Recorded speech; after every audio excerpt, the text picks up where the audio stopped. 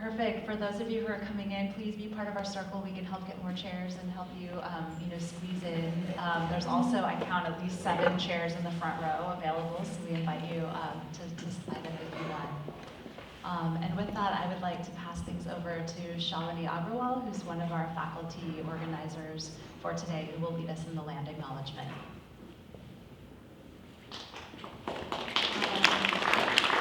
Anna, are you here?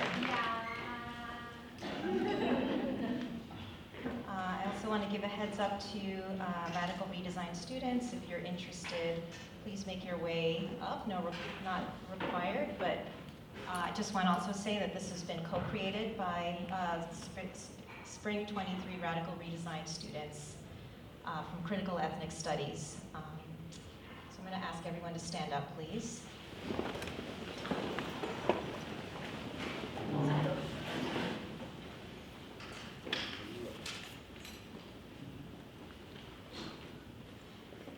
Thank you for the opportunity to honor the land today. I want to start by saying I'm not native to this land, so I offer this reflection as a settler. And in place of a land acknowledgement, I offer a reflection on the land. Every community owes its existence and vitality to generations from around the world who've contributed their hopes, dreams, and energy to make the history that led to this moment. Some were brought here against their will, some were drawn to leave their distant homes in hope of a better life, and some have lived on this land for more generations than can be counted. Truth and acknowledgement are critical to building mutual respect and connection across all barriers of heritage and difference. We begin this effort to acknowledge what has been buried by honoring the truth. We are standing on the ancestral lands of Huichin and Yelamu, also known as Oakland and San Francisco, on the unceded territories of Chochenyo and Ramaytush Ohlone peoples, who have continuously lived upon this land since time and immemorial. And in an effort to acknowledge truth, we are also standing on their 7,000-year-old shell mound right below our feet. And I ask that we all not think about necessarily what has been lost, but what is beneath our feet. And I invite you to touch the ground.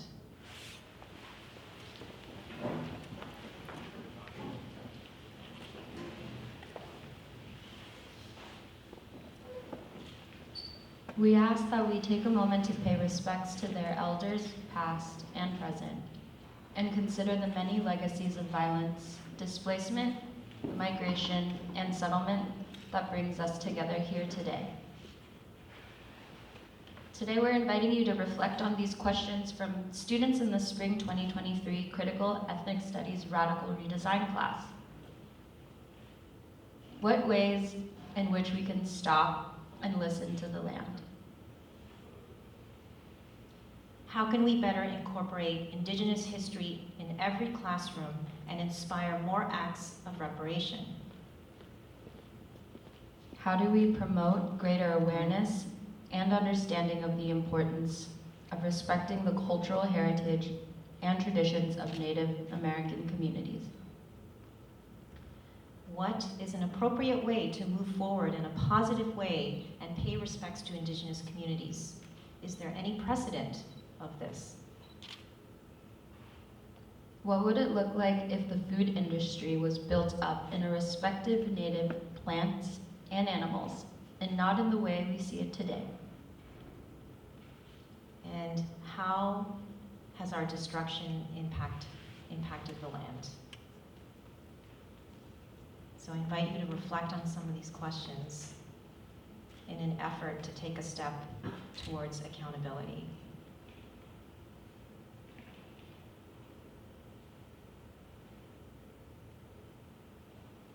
And I invite you to take a breath with me.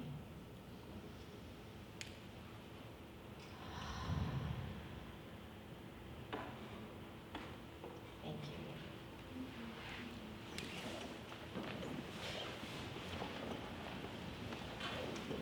Shalini in the Radical Redesign class. I also want to honor the other organizers of this event today. In addition to Shalini, we also have Julia Grinkrug, who's been our CCA at CCA faculty organizer. We have our CCA at CCA fellows. We have Layla Namick and Shreya Shankar over here. And please interact with Layla's Belonging recording installation over here that we'll have open during the breaks. And also Bernice and Manuel on the exhibitions team and our work study staff who are here as well. Thank you, thank you, thank you. We have two different sort of panel events that will be taking place in this room, and then we will divide up into separate workshop spaces. We really see this event and hope that it's sort of an introduction to thinking more about belonging and othering here at CCA. And so to kick things off, our first panel, we have CCA's own Vice President of Diversity, Equity, Inclusion, and Belonging, Tricia Brand. And then we'll have a presentation by our CCA CCA Creative Citizenship Fellow, Christine Wong Yap, whose solo exhibition Recognitions is also up at the CCA Campus Gallery, and we invite you all to come over with us at the end. We'll be open till 6 o'clock over there if anyone hasn't seen the show yet.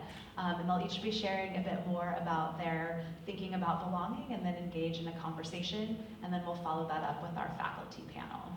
Thank you.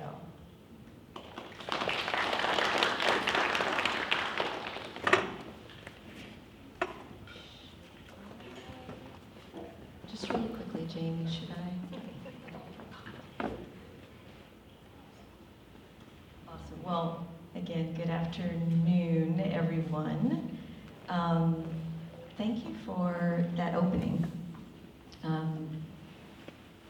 It really has me thinking about what feels most prescient and present in the space to begin my remarks.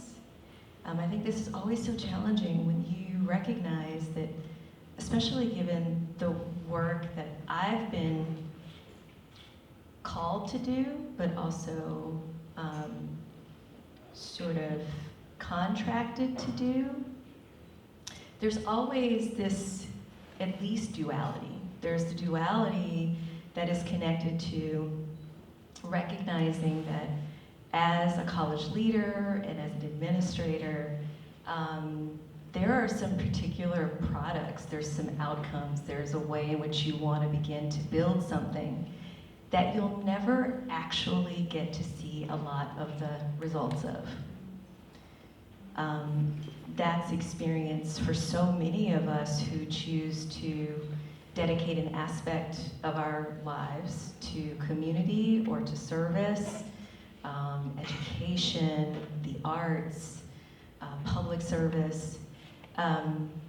So there's always that piece of continuing to think about how do you really frame, structure, operationalize things, and that requires a certain kind of distance from the work that you're doing and the relationships that you value and that you're building and you're developing.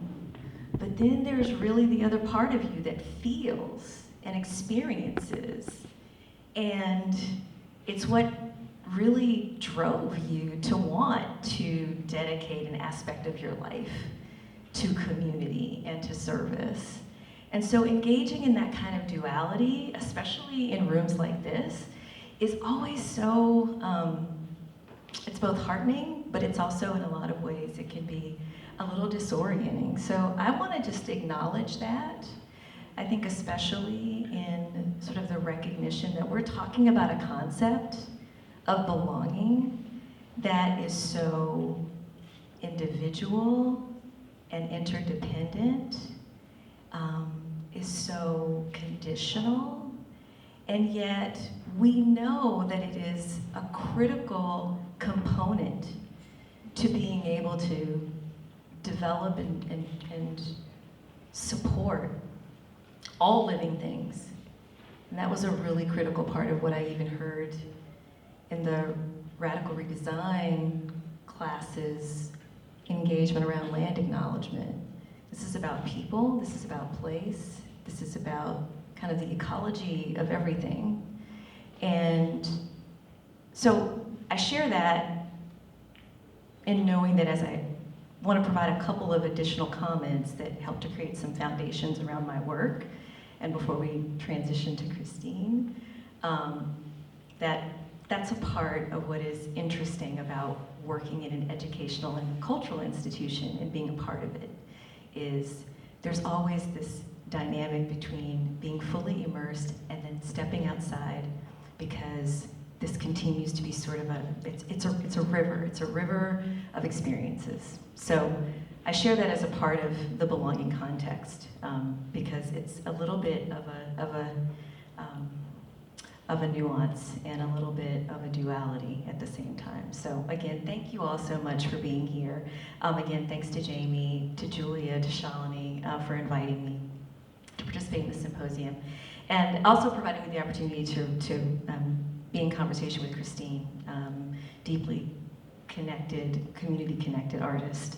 And so we're gonna have a little bit of time together this afternoon as well.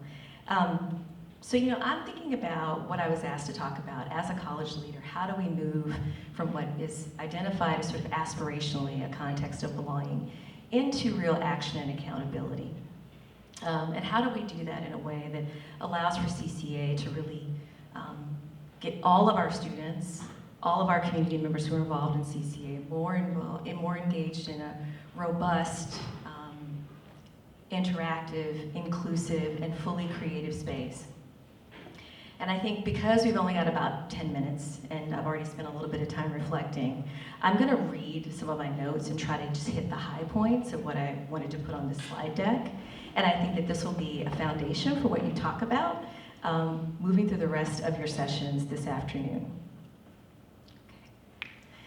So the first, of course, is again this concept of how are we gonna define belonging. I mentioned it's highly individualized, it's extremely interdependent. But I think what's really most foundational as we think about this concept is that it's really just a form of social well-being. It's one of several forms of social well-being, but that's really what belonging is, right? We think about that in connection to ourselves and our community, but we also think about it in the variety of spaces that we occupy. It's long been researched by psychologists, and most of us know that. We probably have learned about some of the psychologists who've done a lot of work on belonging. We also have some understanding of the ways in which other social sciences have used belonging as a way to understand how we support communities, and it's become even more popularized of late, right, in the study of the humanities, and it's continued to grow in areas of public health and other forms of study. But with all of these expressions of discussion around belonging that have become so popularized of late, it's a little bit of a paradox knowing that at the exact same time we are all experiencing a considerable amount of assaults on our daily humanity. We're exposed to it relentlessly, and there is a real disconnect that is emerging around how we support ourselves and support our relationships, while not always seeing a lot of examples of our own human value and the ways in which there is this constant tension around hierarchies of human value. So this is a real concern that we have in terms of defining belonging. But when I talk about it with administrators and leaders, and when I think about how it could show up at CCA, I typically start with these three emotional states. It's a feeling. It's a feeling of mattering to a group or a community. It's an experience. It's an experience of safety, of indispensable value, and of meaningful contribution to something bigger than ourselves. It's a connection that is dynamic, reciprocal, and happens in relationship. We know it when it's present. When we experience belonging, it has little to do with us, but instead it has to do with the perceptions of those around us and the conditions in which they have been socialized related to us. So we often understand belonging when it's absent initially, and then we sort of reconstruct it when we get to re-experience it. It's just a fascinating concept And so I think that's what's made it so challenging for me to try to incorporate that in aspects of doing operational work at a college like CCA, because it's just so unbelievably fleeting and dynamic. I thought about maybe what it would look like if we could measure it, though, at the college. At least talk more about it, and not present it like it's some sort of static state, something that we design for, but it's something we have to constantly check in about, and to do it in a variety of contexts. So I'm like, what would it look like if we decided that we would, at the end of several, well, not even at the end of a course, like if we added these questions to the end of a course evaluation, that would be something. But what if we did this every 3 weeks? You know, in our classrooms or studios, if it popped up in that 2-factor authentication we have to do, the duo, right? Like before we signed in every 24 hours, there would be this whole like, so today, did I feel a sense of belonging at CCA? If I could choose it versus something else, if I could do it all over again, would I do it? Like these would be the kinds of questions I'd want to check in on, right? And for us to collect that kind of data, not as a data point quantitatively, though the more we do it, the more we build that muscle, the better, but to do it qualitatively and understand how it changes, understand how it's actually kind of animated throughout the college. It's a way for us to really convert belonging from a value to an actual set of experiences at the college that we could track and create more qualitative metrics for continuous improvement. So, something to kind of think about. Another interesting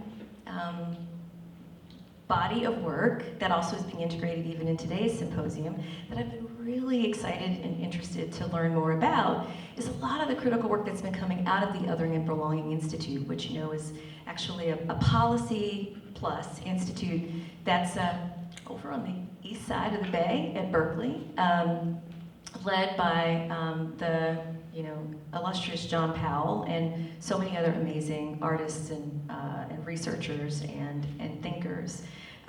They have been trying to move into a direction of really trying to bring more community into their work. And so they have a few of their staff involved in a weekly practice of belonging. Happens on Monday afternoons, it's open on Zoom. It started during the pandemic when so many of us were feeling completely disconnected.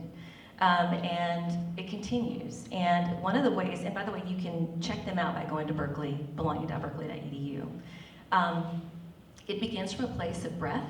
It begins with some grounding and some other exercises, but it also gives folks a chance to think a little bit about affirmations. And so they have about a dozen or so statements that they bring into the space. I've just curated a couple of them here to give us some context. But I really love this, the idea that belonging without othering is our aspiration. Belonging is an evolving concept. Belonging is dynamic. It's both a noun and a verb. It's beyond access. It includes the right to co-create shared structures and norms. Belonging is not saming. Belonging is not fitting in, right? That's not what it's about. Belonging requires a sharing and shifting of power. It invites us to develop our skills in deep listening and curiosity. Ashley Gallego, Sarah Cromwell, and Evan Bissell, they lead this group every single Monday, and I think it's really phenomenal. A lot of artists and creators are engaged in that, but also a lot of educators, again, public servants, just citizens of the world who find out about it. It's open. I also love this graphic that they used as a visual to also help folks understand about this concept of open systems, right? You plop yourself into a system or a community and folks say, oh, you belong, we want you to belong. And it's really kind of set up like the circle on the left. Is that your left? Yeah. Yeah. Right, good, okay. That circle on the left, right? And then we start saying, but we really want to make sure that there's inclusion, right? We want to see that there's the ability to have more voices. That's how we create belonging. Well, not exactly. It's still a closed system, and we're letting a few folks in, right? They're trying to get us to think about creatively, how can we actually move to a construct that allows for us to be so open that there is no closed system. All of these systems continue to be generative. That's the idea connected to belonging. So, thinking about how we build these bridges, just think about how I try to show up in my work and in my friendships and with family, how you may show up in those same places. We have a responsibility to remain curious about everything around us as a form of social and ecological responsibility. And we also have a responsibility to push for more open systems that support co-creation of those norms and practices that I talked about. And so part of what I'm hoping that we'll be able to accomplish here at CCA is that we often refer to this place as a community. And this is language that is used almost ubiquitously in most systems, including most colleges and universities, where social interactions occur. But our goal here is not to present ourselves as a community without more thought and intention. So I've come to the end of my time, and what I really just want to say is I really have so much gratitude for this space being created. I'm really looking forward to hearing from Wong Yap, and I hope that everyone has a wonderful symposium. And if you have any other questions for me, or you just want to pull me aside, I'd really welcome the introduction and get a chance to talk with you more about this or about anything else that's on your mind. So thank you.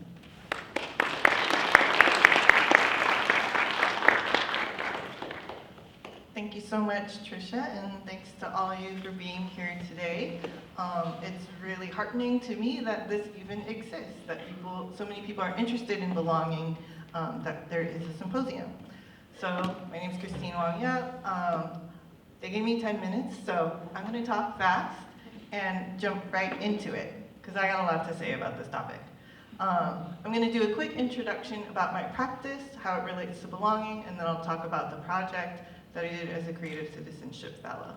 So this is the areas I work in: social practice, community engagement, drawing, lettering, printmaking and publications, public art, mixed media, which includes banners and flags. So I lived in New York for 10 years, and I got to talk faster after living there, so I hope we can keep up, Californians. I make art and engage communities to explore subjective well-being and positive psychology. Who knows what this is? Raise your hand or shout it out. What is it? It's an altar for Chinese New Year. All those things represent get rich. So I first started thinking about belonging in 2017. Specifically January, I think 17th, 2017. At the time, I was living in New York City, and I came back to visit my mom for Chinese New Year.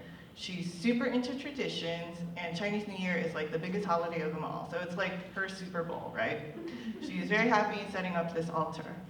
We live on the peninsula, and then just a few miles away, there were these crazy protests happening because it was that Friday afternoon that Trump had handed down the Muslim ban. And all these airports around the country were thrown into chaos, where people from Muslim majority countries were not being allowed into the country. They were being detained, they were separated from their families. So in this moment, I was just thinking about this contrast, this moment of my mom, who's been here for over 40 years, does everything right, you know, is kind, works hard, has never asked for a handout or whatever, and then you can do everything right, but still be told in an instant like this, you don't belong. During that visit, I also found this. It's a newspaper clipping, and the handwriting at the top is actually the date. So it's over 43 years, it's almost 43 years old that this clipping is, and that my mom has kept it. So what this clipping is an article celebrating the naturalization ceremony where my mom and my dad became US citizens. So the subtext of this is saying, welcome, you belong. So over the years, I've done a couple different projects about belonging. This is one with the Other Than Belonging Institute that Tricia mentioned. And I was an inaugural artist in residence, and I led a series of workshops with community-based organizations around the Bay Area to ask people to nominate a place where they feel a sense of belonging. And then I went and created letterpress printed and hand-lettered certificates and installed the original artworks at those different locations. I collected those in this book called 100 Stories of Belonging in the San Francisco Bay Area. And inside the book, you'll find the nominator's own words about why that place is a place of belonging for them. Influenced by Brene Brown, I was also interested in the idea of how you can carry a sense of belonging with you. And to commemorate that, I designed and screen printed some bandanas that could be carried with you. And then in the back of the book, there's this index of 15 qualities of belonging that I developed with Evan Bissell, who's the Arts and Culture Strategy Coordinator at the Other Than Belonging Institute. So some of these are like agency, authenticity, connectedness, familiarity, self-worth. And these all came out of the text that people shared with me. So the book is color-coded throughout so that whenever people mention one of these qualities of belongings, it's underlined and then you can kind of refer back to the index. So through that project, I partnered with the Chinese Culture Center of San Francisco to conduct some workshops. And then after that, they asked me if I would do a project with them in San Francisco, Chinatown, and Manila Town, asking people, how does art and culture influence your sense of belonging in this neighborhood? So after doing a collaborative process of participatory research, I developed a 56-page comic book, which is available in English and Chinese. And actually, one of the things that I learned a lot in the book has to do with design and with urbanism. So we asked people about art and culture, and a couple people talked about galleries and museums, but most people talked about culture that you can find on the street in the neighborhoods. So that might look like the comfort that you feel when you hear your native dialect just being spoken by strangers. Or it might just be the sense of affirmation that you get when you want to make a dish from your tradition and you can go to the store and get the ingredients to make that dish. So last year I was the Creative Citizenship Fellow, and I knew I wanted to partner with this school in San Francisco, Chinatown. It's a public school, it's a one-year program, and it's pretty amazing because what they do is offer bilingual instruction for recent newcomers who are Chinese speaking. So last spring we organized a series of workshops with about 50 students across all 6 grades, K through 5, and we asked them to create some artworks. They're in the shape of flowers and, flowers and butterflies, and the school has an emphasis on social emotional learning and on belonging. So we asked them to reflect on their immigration journey and to identify some positive adjectives to describe themselves. This is kind of new for students from China where social emotional learning is not really a thing. So when I asked people what were their moments that they remember from their immigration journey, I didn't mean it literally. But these are kids and they answered very literally. They all said the plane. So actually when I thought about it, in your life journey, there's very few hard forks. And for these kids, this is a real big hard fork that marks the end of their life in their country of origin and the beginning of their life here. So for some of the kids, that flight was very uncomfortable, it was painful, they couldn't pop their ears, some of them were bored, some of them were happy, but it was very exciting. So to kind of honor that, that they got through this moment of transition, I created stuffies, or plushies, that are very, there's a lot of fidelity to their drawing. So even if they drew the wings on the wrong side of the plane, that's where we put the wings on the plushie. So there's 13 of these planes. Please come to the show and see them. The ones on the pedestals are ones you can hold if your hands are clean. So the idea is just to have something tangible to kind of recognize this like comfort and recognize their accomplishment.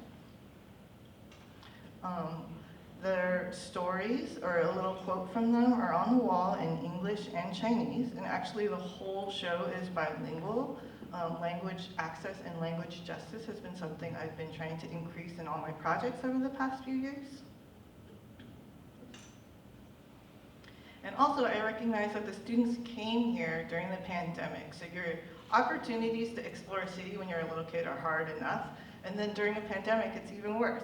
So I created this map of San Francisco with landmarks and animals, and then I added their butterflies in the neighborhoods where they emerge. So you can also visualize the kind of diaspora of where recent immigrants come to. It's in Chinatown, and it's also a lot in Southeast San Francisco. So this is just a behind-the-scenes shot from my studio. I painted the map on a jumbo puzzle piece. It's a plywood that's been laser cut into 110 pieces. That's 8 feet tall. And then I added the rest of the illustrations and the butterflies. And you can come to the show and actually handle the pieces. It's meant to be interactive and to inspire that sense of play.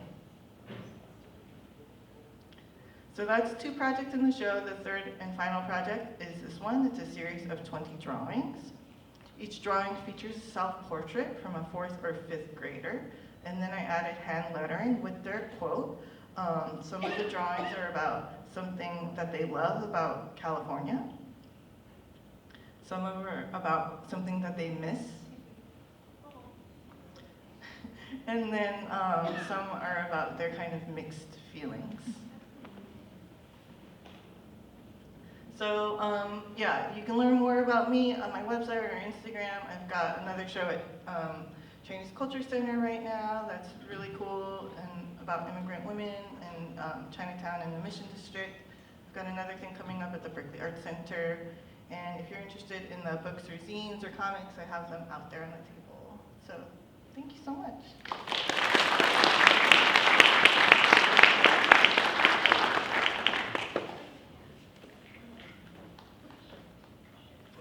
One question sounds good. So, it was great. Actually, Christina and I had just a couple of minutes to check in with each other and hear about each other's presentation, and wanted to be in some dialogue. We know that we've got a lot of other really important discussions to have. So we're going to just do one question each to each other. So I'm going to start my question, Christine. So you talked a little bit about this project and all the things that were so interesting about it, including the fact that for these families, they made this transition and immigrated during the pandemic. As you've thought about the pandemic, what do you feel has been the hardest thing to either recreate or restore in community, especially from the context of belonging since the pandemic, and creatively or otherwise? What comes to mind for you? As a social practitioner, I think a lot about relationships, so the feeling of connectedness and connection, I think, is the biggest one. Because we were all locked in place during shelter in place, but also like there's so many social things that impact your sense of connection.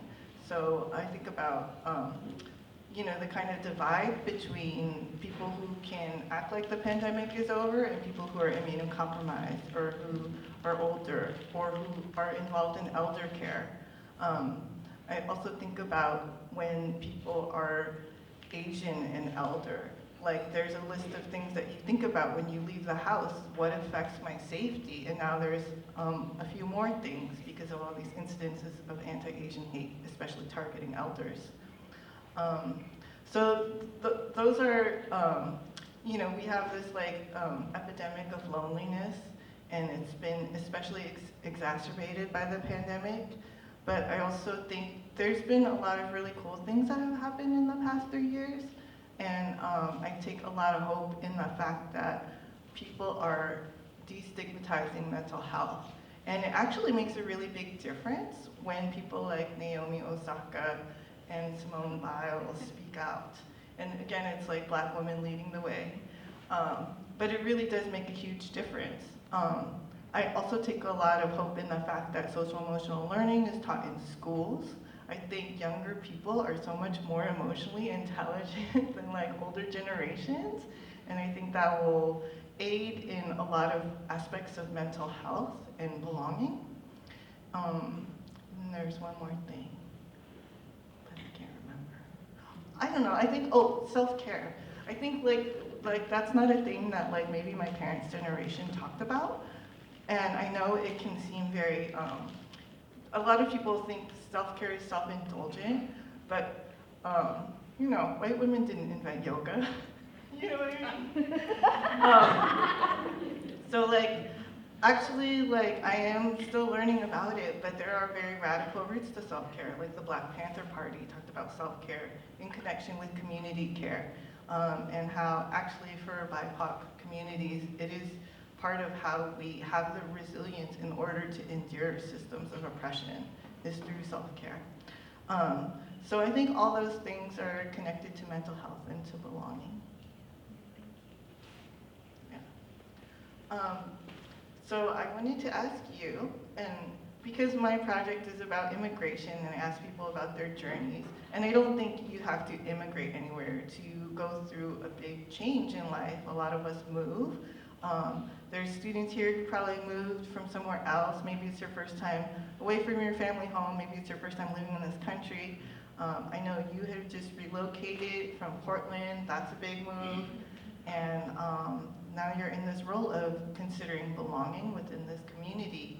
And I was just wondering what you thought about it in terms of like, at the same time, you're kind of on a parallel track of seeking belonging for yourself.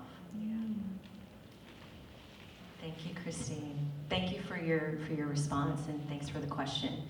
I love that concept of being on a parallel track, especially for so many of our students. In many ways, it's like I'm a first-year student, right? But I'm a first-year sort of administrator here at CCA, and new to San Francisco, new to the Bay Area. You know, for me, this was a really hard transition. I lived in Portland for 13 years, which I've lived a lot of places. So not as much when I was growing up. When I grew up in the southeast part of the country. I grew up in Huntsville, Alabama. If anyone knows anything about sort of the Tennessee Valley, it's about 90 minutes south of Nashville, Tennessee, and it's about an hour and a half north of Birmingham, Alabama. And there is a certain kind of, and for my parents, that was a transition. They grew up in St. Louis, Missouri, so they were born and raised there, and then decided to raise their family in the South. And my mom, I think, cried for about 3 months because she had no reason to think that that was going to be a positive experience. But I moved around a lot, so, you know, grew up in Huntsville, but went to college in St. Louis, went to graduate school in New Jersey, then worked there for a while, then made a transition to the Southwest, lived in Tucson, Arizona for a while, then moved to Portland, Oregon, and that became my community. It was my community for 13 years. And you get to a certain age in your life and you work so hard to build those connections, it's really hard to imagine yourself reestablishing those kinds of connections. And it felt important to do a couple things. Number one, really make sure that I believed in and really wanted to be a part of the community that I was coming to, both the work, so I really wanted to be a part of the CCA community, and that felt important. And to know that there would be a few folks who, when I met them and connected with them, I felt like there could be a relationship once I arrived. It also was really important to remind myself that a lot of the soft connections that I had made over the years with former students, with colleagues, with friends of friends, with family members, that it's okay to say, can you introduce me to people, or can I meet you when I get here? And it's been phenomenal. I've had a chance to spend time with students who I got to teach and or work with and for while I was at the University of Arizona. Some live here, 2 went to San Francisco State University for their graduate work, and they're still here. I've had a chance to connect with old colleagues. I've had a chance to meet an elder who I didn't even know was a part of my family, who has now, she's 2nd generation in the Bay Area, and now I spend every 3rd Sunday with her. So it's phenomenal to think about how you can reestablish relationship and you can take that leap.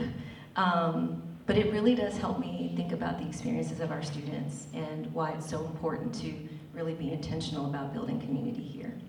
Start with a place and then build from there. So, thank you. Yeah, let's thank Tricia and Christine again.